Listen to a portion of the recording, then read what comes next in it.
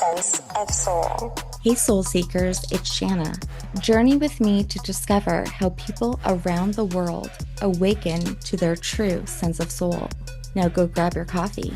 Open your mind, heart, and soul. It's time to awaken. Today on Sense of Soul, I have Adelheid Oesch. She's a counselor, teacher, and writer based in Switzerland. She's the founder of Voice Dialogue Workshop, where she has been teaching voice dialogue and guiding people on their path of self-discovery and spiritual growth. She's joining us today to tell us about her book, The Arc Within, where she weaves together spiritual wisdom of the world with the groundbreaking insights of voice dialogue psychology. So please welcome Adelheid. Adelheid, it's so nice to meet you. Well, I'm very happy too, because when I read about you a bit on the net, I felt many common points in our way to see life and things we aspire to. And so I wanted also to thank you for inviting me, and thank you for what you do. I love this title, Sense of Soul, because it's what's so much missing. That every person could have a sense of a soul or his soul. Yeah, I agree. Another thing I saw that we had in common was I'm also a mother of 4. Right, that's true, yes. And that means an experience of everyday life, which is not so easy, but also wonderful. And lots of experiences and quite a bit of hard work too. Yeah, I actually just looked up the safest places to live in the world, and Switzerland was on the list. That might be true, I would say, unless you live in a very far out place where there is no town, no society, and that might be different. I mean, Wow. anyway. Wow. Well, I envy you because it seems like we're in a time right now that so many people live in fear. Right. And, that fear causes a lot of chaos. Right. And I mean, the world, when you listen to what happens, it's fearful because so many terrible things happen. One has really to dive into oneself, to one's own suffering and into one's own light also, so that we have access to the suffering and light of others, can help them to connect to both suffering and light and inner light. I saw something that is in your book.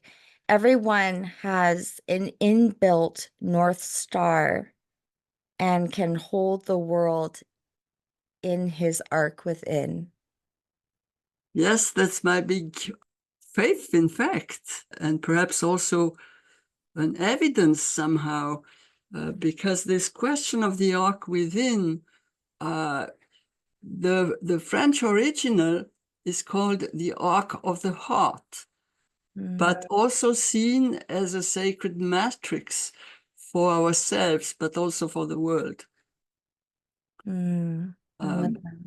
Because although the body is small, in the space can be totally useless, huge, and we can shelter in it. That's what I teach and what I experience.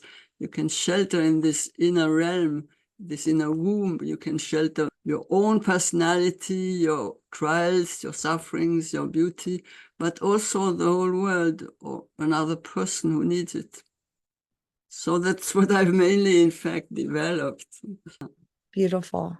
When I read the Bible with new eyes, after I had kind of shed some of the conditions that I had been told, I realized that a lot of the Bible was allegorical, lessons that you could find within many stories. And even when I tell stories a lot, to my children, if I'm trying to teach them something that I had gone through, sometimes the story becomes like a metaphor in some way for things. And I love that you've used the arc as a metaphor or an allegorical story. And I'd love to know what inspired you to find within you to share this story.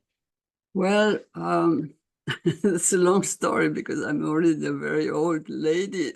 But I think it started in my childhood, in fact, because my main interest has always been in spirituality.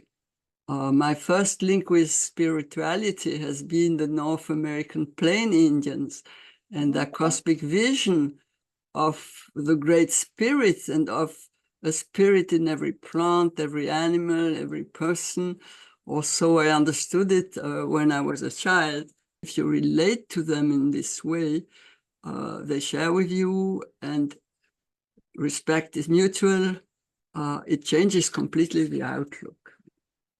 And that's one of the big things for me in voice dialogue, that this can be developed, in fact, that people can start to have access to their inner energies as inner persons and relate to them. Mm. What I would say about the Gospels, I would say I have gone through many deep spiritual traditions like Sufism, Buddhism, Christianism, of course, also, and even other tribal approaches.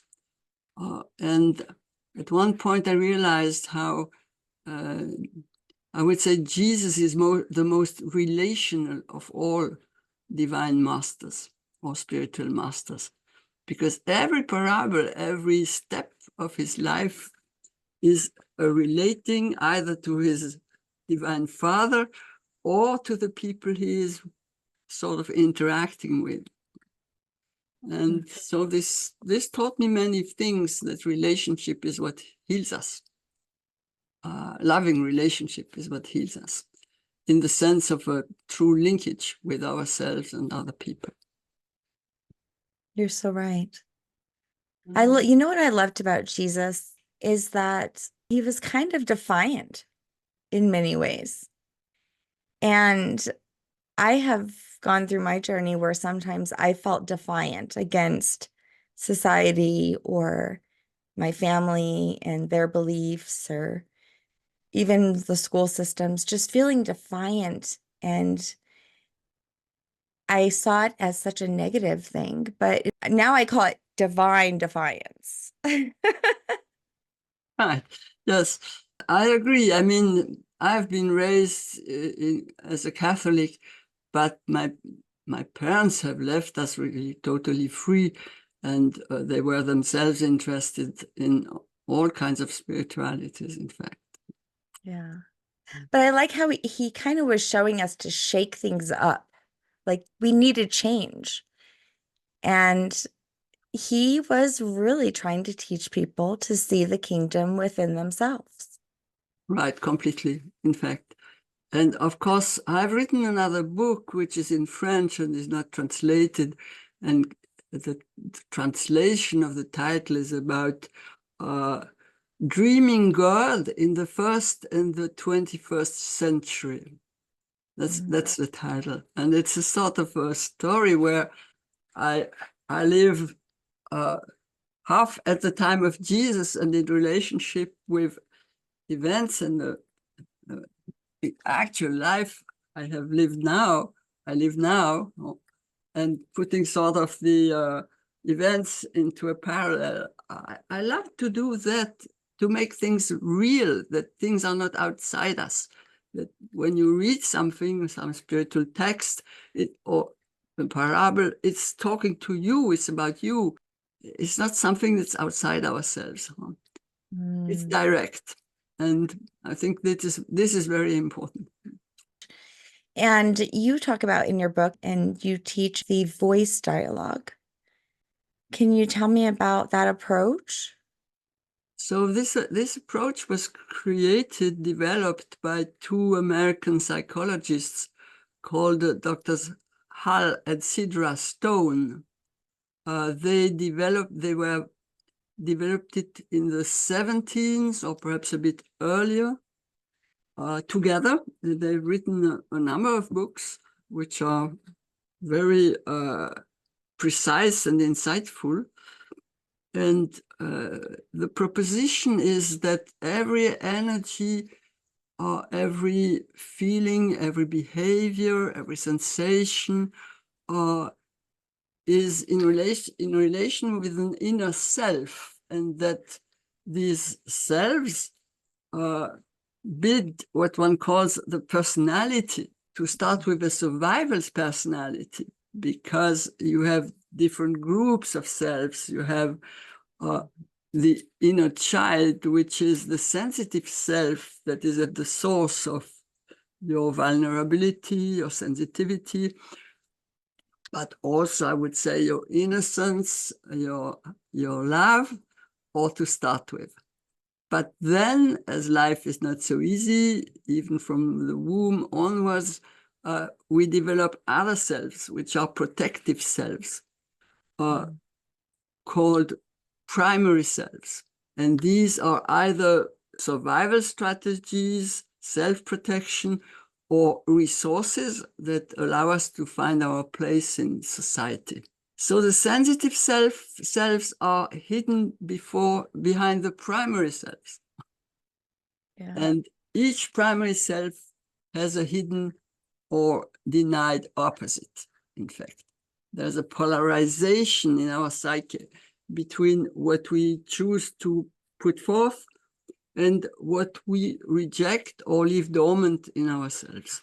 So in this is already a voice dialogue, or at least the way I do it, which might differ on certain points from what Hal and Sidra Stones have taught, although many time has passed. They also have evolved. Sidra Stone is still alive, and Hal died a few years ago. And the daughter of Hal Stone is now the person who will continue the work of Hal and Sidra, in fact. So the other particularity, which is really unique to voice dialogue, I would say, is the development in the center. The selves are like a mandala in the psyche, in fact, where the primary selves, the vulnerable selves, the denied selves are sort of rotating inside us. And the center point is called the process of an aware self. And this process is in the center of the mandala, in fact. It's not a self, it's not a sub-personality, basically an empty space in which the contents of our own life and heart come and go, in fact. We identify with something and it appears in our mandala. We disidentify from it and it goes. So there is a spiritual work in this voice dialogue where you learn to identify consciously with what inhabits you, separate it from you so that you can have a relationship to it, and without judgment, with compassion. And so you can sort of incarnate into your own energies, consciously really feeling things. Then you go out of it, you look at this self, and you can start to relate to it. But you know what it reminds me of? And I'm a visual person, so I'm visualizing the labyrinth, walking into the labyrinth and walk out of the labyrinth. Right, and so going in, we learn compassion because we realize our suffering, we realize also our assets and our own beauty and our own life and our divine source. And when we disidentify, we detach from inner contents. So there's somehow a Buddhist aspect in it that you balance compassion in one hand and detachment in the other. And in the center, you develop this calm, open presence, which is the womb of consciousness, where you can relate to everything from your own center. That is so true. Adelaide, I can tell you that the practice of non-attachment and impermanence has always led me to compassion. And I never would have thought that. I think you can, that's very true, and you can enter either way. You can enter through detachment or you can enter through compassion. But to be fully present, you have to keep both. I've been very deeply into Tibetan Buddhism. One of the reasons I saw straight away that voice dialogue, when I discovered it, would allow us to exercise these two aspects. Deepen them, live them, incarnate them. And so for me, it can be a psychological path, but it's more a spiritual path and a path to universal love, starting with self-love, accepting, inviting our own selves into our own detachment and compassion. Because all these selves we shelter, in fact, they are the people that populate the world, because everybody has them. So even the ones we don't want, like people who hurt others or do damage, they have to be invited into consciousness and into love. And by, when practicing voice dialogue, you create an inner family or an inner tribe or even an inner whole world with which you can relate in peace. Mm. I remember hearing that story in a book I was reading. It might have been Brian Weiss. I think. He was talking about a boy who had been very abused, and he had no love from his parents, and his mother died very young, and he had no one to care for him, and and everyone in the crowd was so emotional about this little boy. And at the end, he said, and that boy's name was Hitler. And at the end of the speaking, a woman came up to the man and said, "Can I hug you?" And when she did, her sleeve came back and she had the numbers of a concentration camp. And she said, "You made me feel compassion for someone I never thought I could." But it was his little self, right? Little boy that had a lot of pain. Quite. And at any moment when somebody, I would say, when you feel somebody is offensive or whatever else you would reject, if you start envisioning this person as a newborn child, opening his eyes on the world and stretching out his arms to be loved and to love, this changes completely the vision you have of the other person, even if on the outside it might be a very destructive person in time. Yeah, because they didn't come here with that pain. It's a mystery somehow, but this can completely coexist.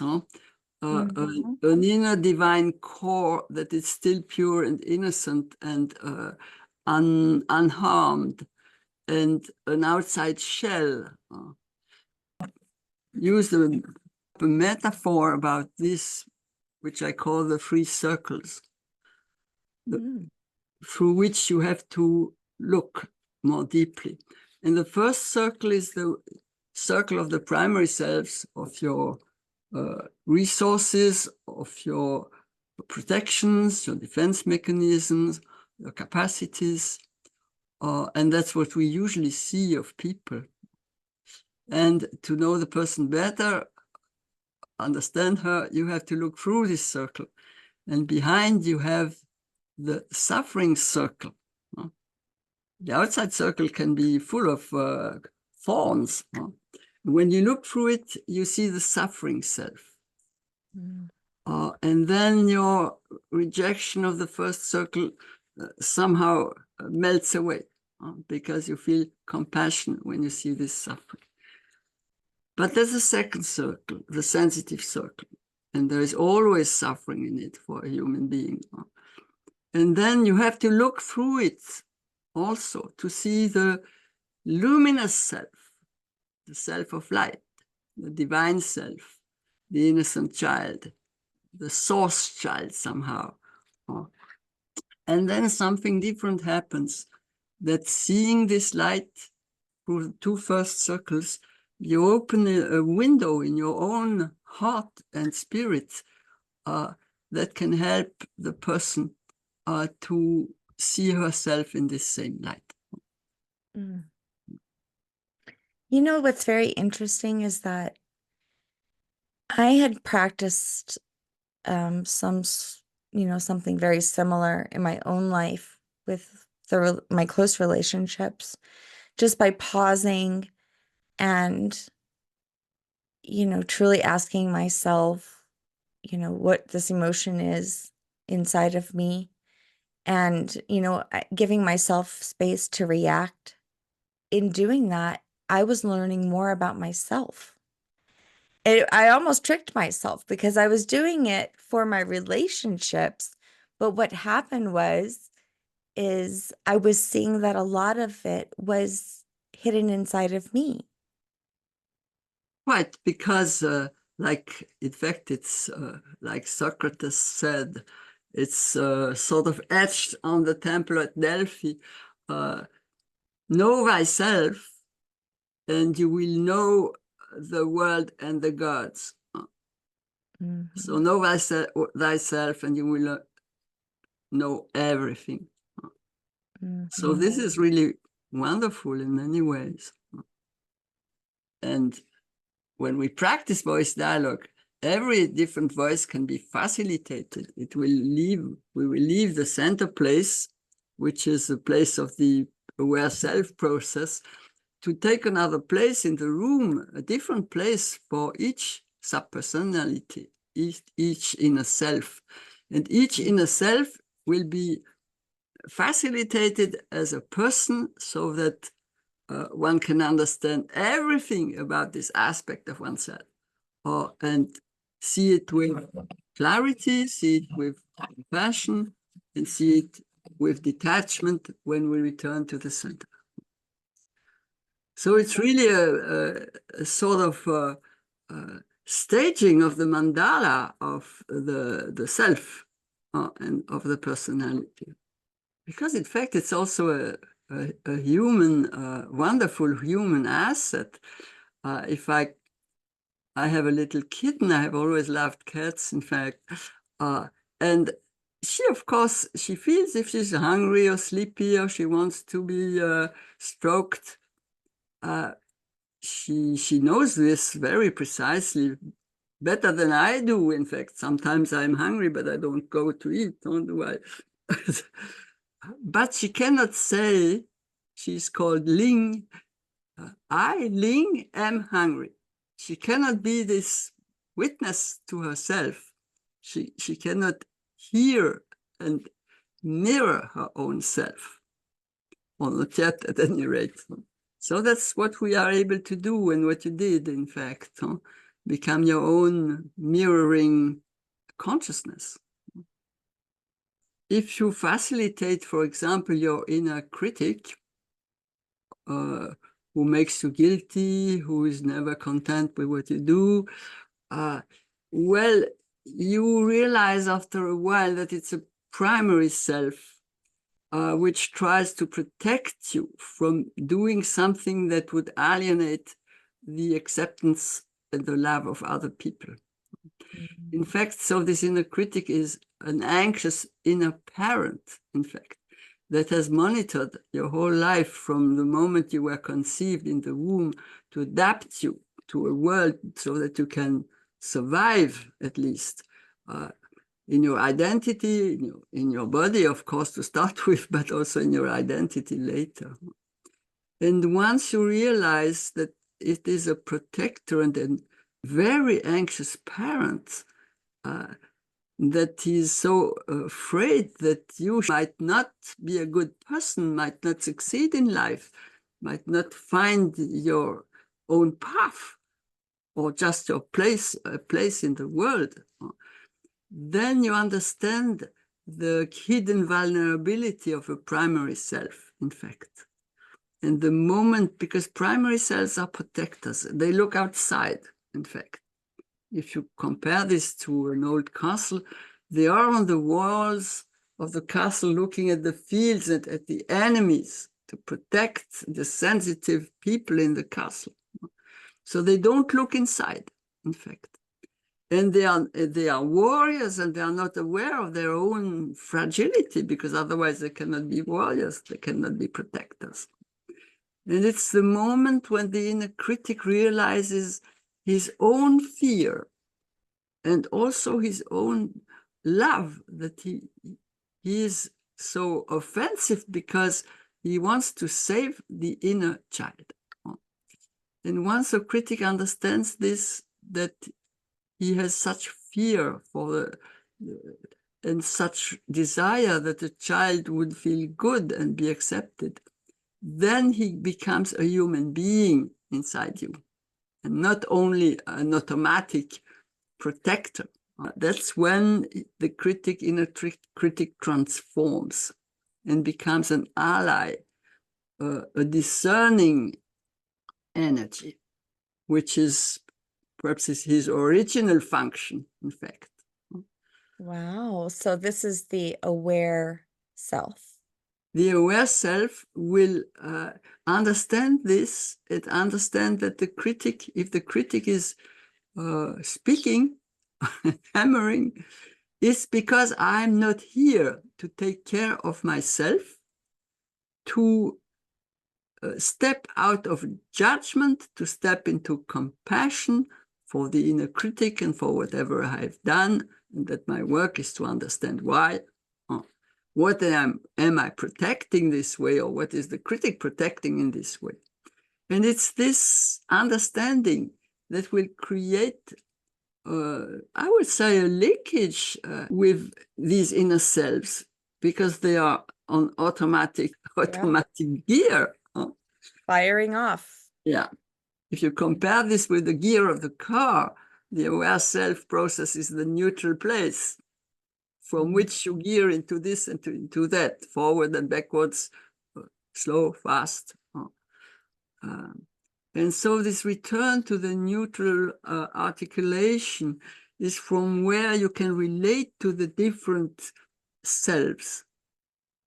And by, in fact, this inner family, it's like you would pass the talking stick they have in the tribes, and everybody listens, all the selves listens, and we turn around and the selves are facilitated, and the others understand more about themselves, about others, and by you will have a peaceful inner tribe.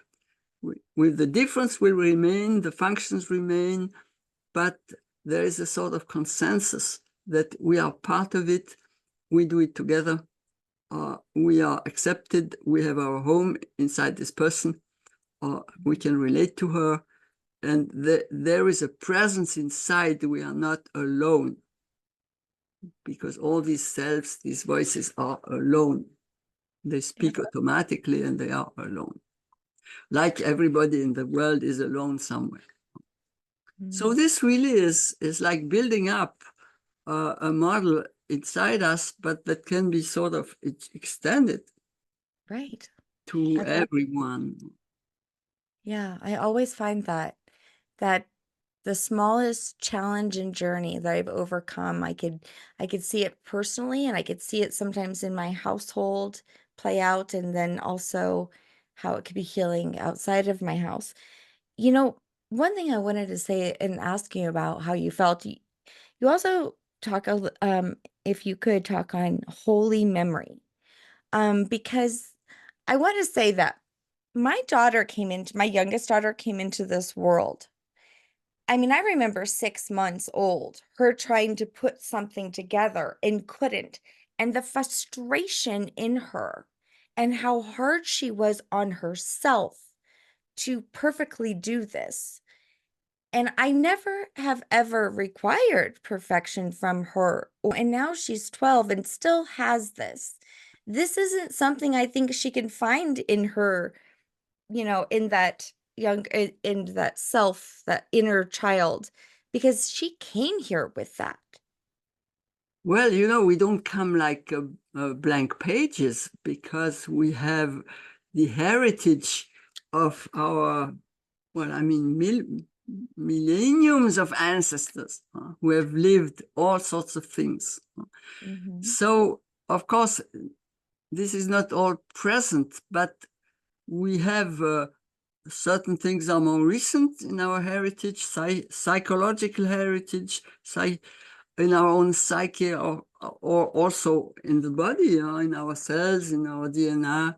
Mm-hmm. And so we come with certain trends already, and also with like a big sack of little grains, and some will be watered and will sort of sprout in our life, and some others will just remain dormant but can develop at another time. Mm-hmm. So we come with a whole background. Now, what I would say about your little daughter, Little stubborn thing. it's we develop these selves are survival selves, because our first duty is to survive.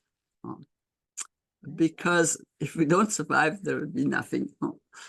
And to survive, we have to develop assets and self-power, in fact. And powerlessness is what is most frightening, because it resembles death. Mm-hmm. Powerlessness is the closest to death, because for Yeah. sure, the day we die, we will not feel powerful, will we? Mm-hmm. And so the child, the frustration you describe, is how do I get out of the powerlessness to put these two things together? Mm-hmm. So it can be little things like that are not life menacing, but it can be also bigger things. And that's one of the things we have to learn, is to return to trust, and to giving oneself over to trust when things go wrong, which is very, very difficult. Mm-hmm. Yeah, so that nature and nurture thing. And I have, I'm sure you can relate. All of my kids are so different, even though they were raised by me and their dad. And, sure, I am a different parent today than I was 20 years ago with my older kids. So they got kind of shorthanded a little bit. Where I chose their religion before they were born, right? My older kids. My younger, I let her lead me, what do you like? We could do what you like. With my older kids, I chose a lot of their likes. Like, you're going to play baseball. And No, so it's interesting to see now that I've done that and now that I don't do that, how much my older kids have to undo to yes. find their own. And it's taking a little longer for them to find, their own likes because of that. Yeah, for sure, for sure. That's true. We know so little about relationships and raising children. We know nothing, in fact. No, it was never taught to us, was it? And the examples we had were not necessarily satisfactory. So, well, uh, for sure, if I had known what I know today, I would have made things very differently. I would much less mistakes, but I didn't. Uh, and then when I look at my life, I think, well, I learned mainly from my trials, in fact. And so will they have to learn from their own trials also. And it's very hard for the heart of the parent to understand this and leave them the freedom to do so. And then also, I believe really that we have an inner work to do as parents, you and me as a mother, to undo our own fetters inside. And this will liberate our children also. and it will be more effective perhaps than trying to counsel them, because they don't they are not always open to that, are they? Yeah, because I want to bring them the ark. I want to bring them the ark so they never have to suffer. But realistically, looking on my journey too, it is through the obstacles, the challenges, the suffering that I was able to grow. Yeah, quite. And that has a wonderful side, because our trials can be fertile, because we can build from our understandings and experiences something different, something new. Why did you use the ark as a metaphor? Like, what does that mean to you? Well, it means a lot. I think this has changed, one of the things that changed my life, in fact.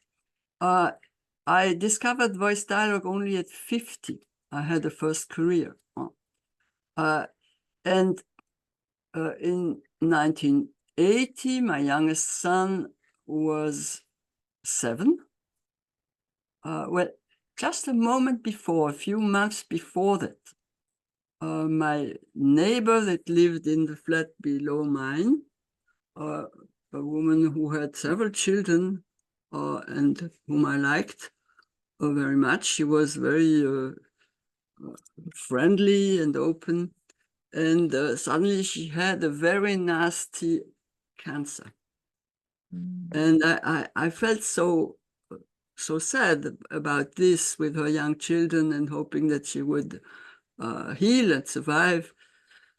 And it came to me when I was meditating in the early morning to put her inside myself, inside my own heart, sitting there and sort of feeling that I would provide her a moment of quiet peace, of love, of sheltering, presence, of light. That was something I could do for her. This just came, that's the North Star somehow, that you don't know, you follow it or you try to follow it, but the road has many turns, but still you follow the star, even if you don't know it. And a few months later, my youngest son had an accident. And he was lying in coma with a very thin perspective to survive. He was monitored for breathing. He was curarized bodily to be still. He had an inflammation of the brain. He had head trauma, in fact. And so, of course, you can surely imagine what this is like for a mother. And so I thought I'll do with him all I can do, what I did so short while ago with my neighbor. And I sort of made it very small. I thought I have to put him into the womb again, and we start afresh. I put him inside, and I shelter him. I give him love and light and peace. And this, of course, I don't know. I have no proof that this helped him, although he came out of coma and healed this first time. But at least it was very great help for me, because I was thinking, in this situation, he doesn't need an anxious mother, does he? And so being in a sort of active receptivity, in fact, because it's something that you just open your space and sort of put a person here. It was my son, but it can be aspects of yourself too, or any kind of person, or even the whole world if you want. And so this made me look at the aware self process in this way. In fact, it was about 10 years later that I discovered voice dialogue. The Ark Within wasn't written yet. The French book came out in 1999. That was almost 20 years after. 25 years. Yeah, that was, I have a kid born in 99, so I know it's 25 years. Exactly.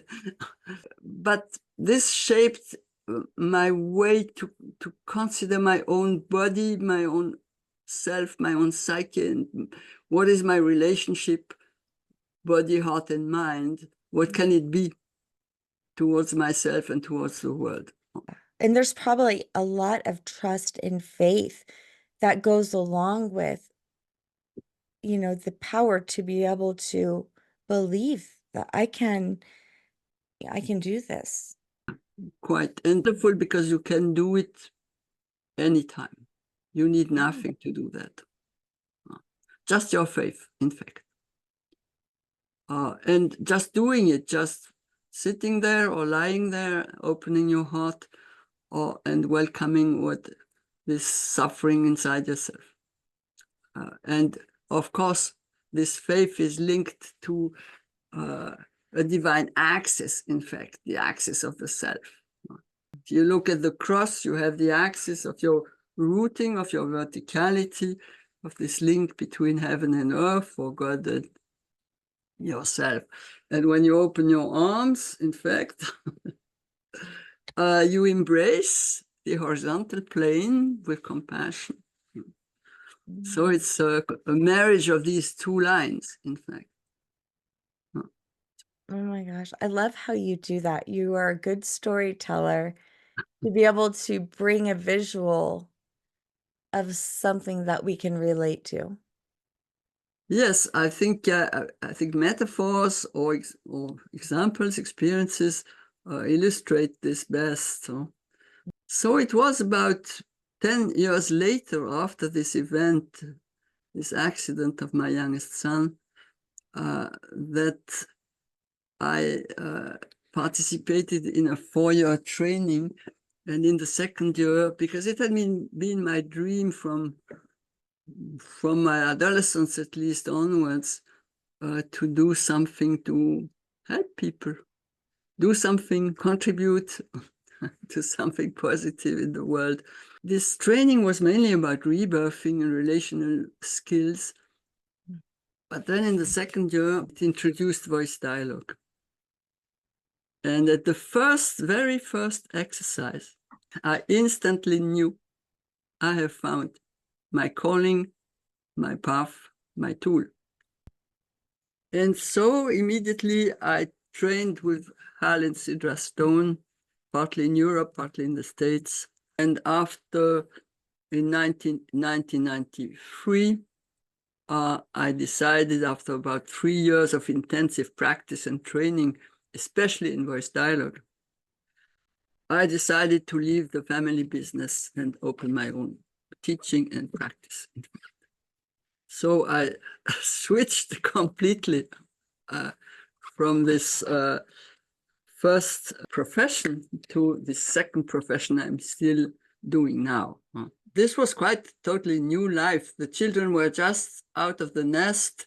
And so that's how I could do this training and also leave the business, because what I'm doing now wasn't as bringing as much income as what I did before. But one can wonder about what's the similarity between these two professions. And for me, it's very clear. It's the quest for the treasure. As a child, I was questing the treasure in the woods. It was feathers, roots, stones, other things, which seemed symbolic to me and I could relate to. And then I was questing the treasure in the works of art. And then now I'm questing the treasure in the persons, in fact, so that they become aware of their own spiritual treasure, their own spiritual love. And I'm amazed how many people don't love themselves. They hate themselves, in fact. Yeah. And if you don't love yourself in a compassionate way, you cannot love others, can you? And so this is really crucial. in many ways. So it's the main work I do now is bring them to see their own beauty, their own depth. And I've developed several devices for reparenting the inner child from scratch, from even before the conceiving to the present day.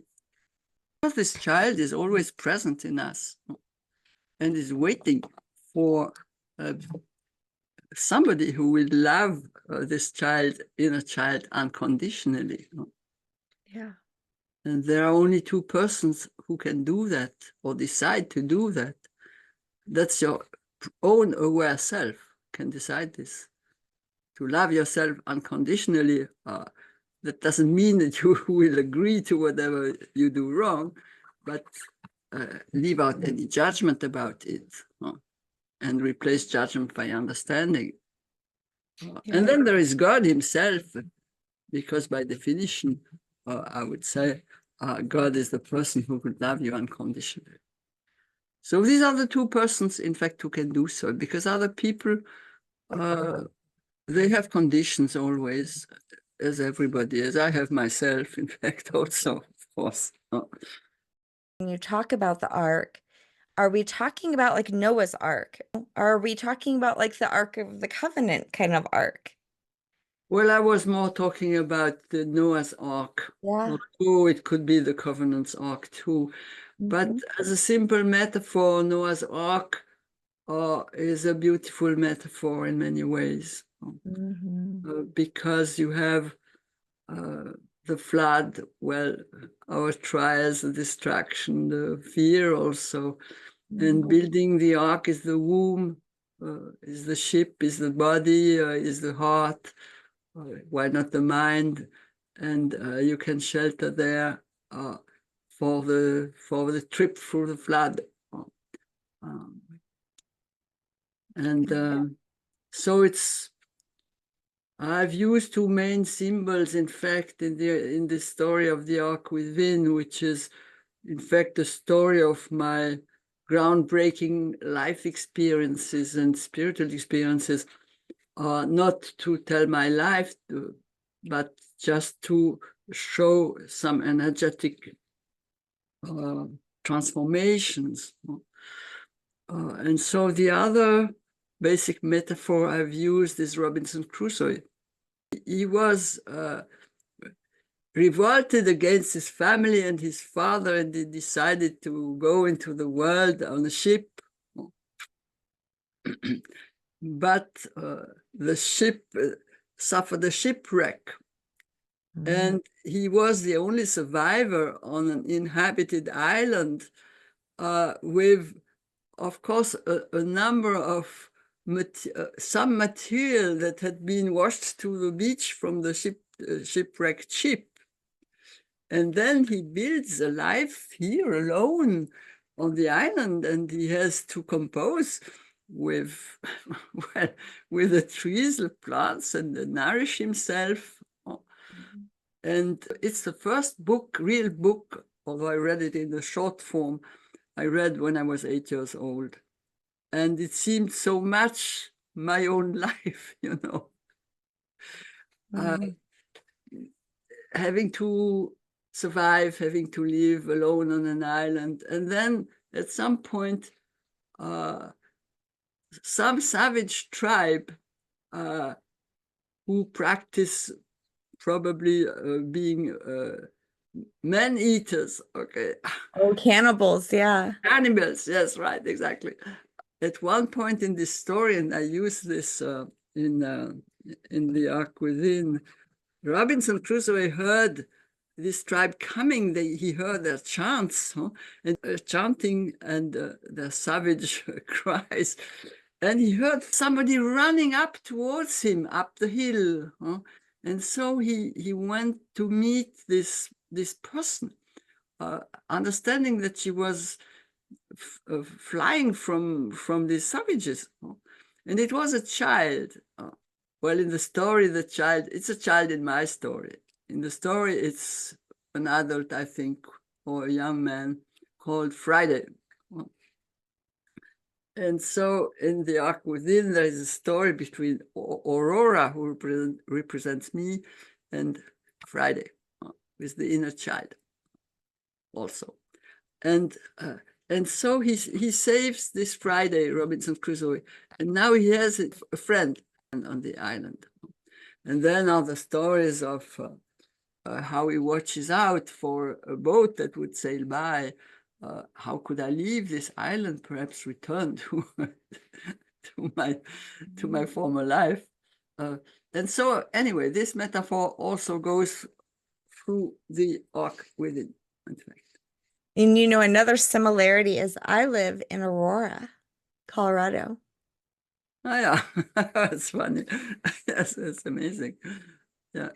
I love that, because, well, first of all, being a mother of 4, sometimes I'm like dreaming about being alone on an island. Yeah, I understand. Yes. However, physically, you might be able to do it, but it's actually mentally that I think would be the hardest. Exactly, and finding peace within and love within, even if you are alone. So many people live alone in the world, I mean. And so building this inner family, this self-love in a compassionate and open way is so precious because people are alone. Yeah. It's not like in older times, it was not easy, I'm sure, but people never lived alone because you couldn't survive and live alone. Whereas today, we can live alone and survive. So true. So for me, voice dialogue is an answer to this solitude, not the only answer, but one of the answers, and certainly relating to other people, relating to nature, relating to the divine, whatever form you choose for this universal relating that will warm your heart. Okay. You have brought so much wisdom. I just thank you so much for coming on and sharing. Thank you for sharing and putting this book out in English, especially. Thank you. Well, it was really nice to share. I have loved to share with you. I was a bit afraid to have just to speak on my own, but I prefer much that we could share back and forth and rejoice in it, in fact. Yeah. Huh? Yeah. And it was easy to speak English in this way, because of course I speak French every day, most of the time, but I read quite a bit in English, and in writing, I translated the book myself. I rewrote the Arche du Cœur. I rendered it in English 25 years later. Wow. So there are 25 years between the two books, the French initial books of 99 and the Arc Within that just came out on September 11th this year. It took me all this time so it's enhanced. I have added things, and it's completely reformulated in English. It's not a translation. In fact, it's a rewriting directly in English. And there's an exercise manual. Yes, the volume 2 is an exercise manual that links to certain chapters of volume 1. That's amazing. I love that. And the volume 1, the chapters, because it's a so very poetic and lyric and imaginative story, in fact, the chapters are there to induce already the energy to understand the exercise in volume 2. And the exercise in volume 2 has the same characters than those in volume 1. So you get to know them very well. Yeah. So in volume 2, you have always a little excerpt of the chapter in volume 1, and then the exercise, but they really belong together, in fact.